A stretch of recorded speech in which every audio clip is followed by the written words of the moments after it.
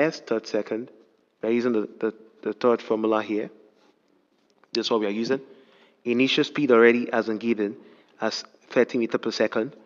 So what do we have? That's 30 meter per second plus gravity, which is 10 meter per second squared over 2.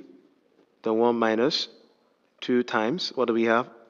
That's the third second, 2 times 3. So what do we have? So distance traveled in the third second is 30 plus 2 year 1, 2 year 5. So we have here 5. 1 minus 2 times 3 is 6.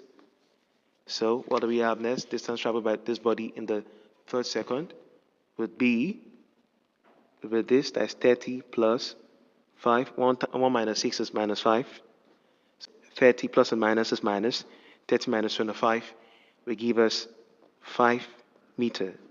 So the body covered a distance of 5 meter in the third second. So if you really want to save yourself, the stress of getting the distance traveled after 2 seconds and 3 seconds, that's the best formula to use, as simple as ABC. Question 2. This was the second question we were given as a take-home. A fruit falls from the top of a tree and traveled 10 meter in the last second. What velocity did they hit the ground with?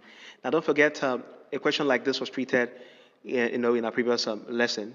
We took one of a question that looks like this as a worked example. So, how do we get the final velocity, which is the velocity the fruit hits the ground with?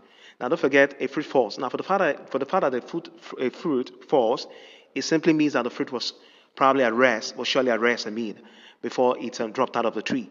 So, now don't forget, this is for bodies accelerating along y-axis. As you can see, it's very clear. So we have a major formula we're going to use there.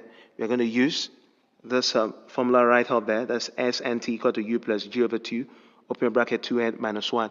This formula is a formula that is the best formula for falling bodies.